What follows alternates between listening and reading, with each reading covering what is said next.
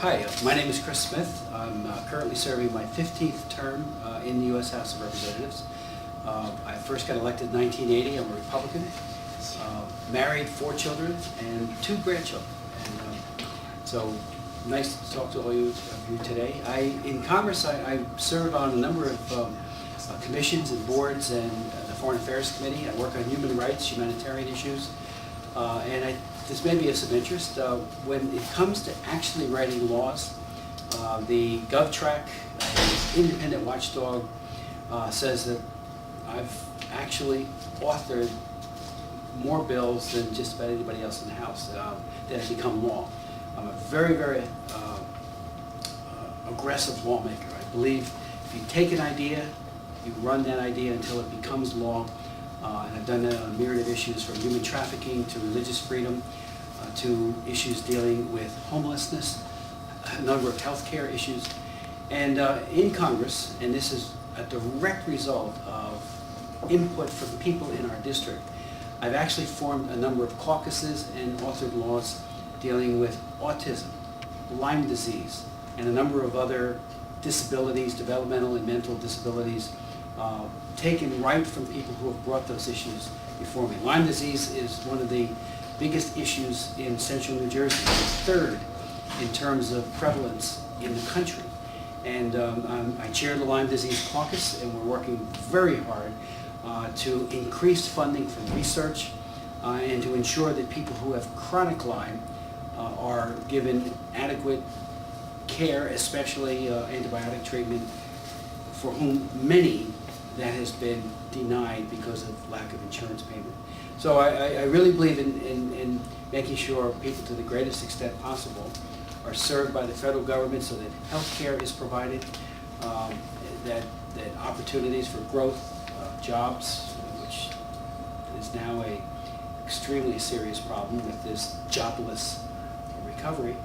So I do work on those issues as well. I actually got elected the same year Reagan got elected and was part of the Reagan Revolution, and still believe it passionately, that appropriate targeted tax cuts, limited government when it comes to trying to stay within our means in terms of spending, does lead to an atmosphere that allows jobs to flourish. We created 18 million jobs during the Reagan Revolution through what I thought were very skillfully crafted federal policies.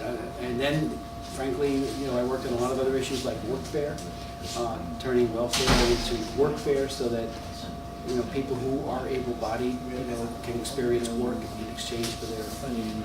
So there's a lot of issues like that I have worked on and will continue to work on in Congress. And finally, when it comes to human rights, to me, if you want peace, you work for justice.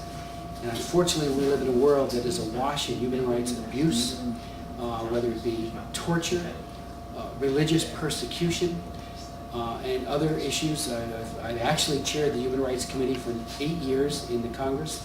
I held approximately 300 hearings on human rights abuse, and had the first hearings ever on the global epidemic of anti-Semitism, had the first hearings ever on human trafficking, and then wrote laws on both of those issues.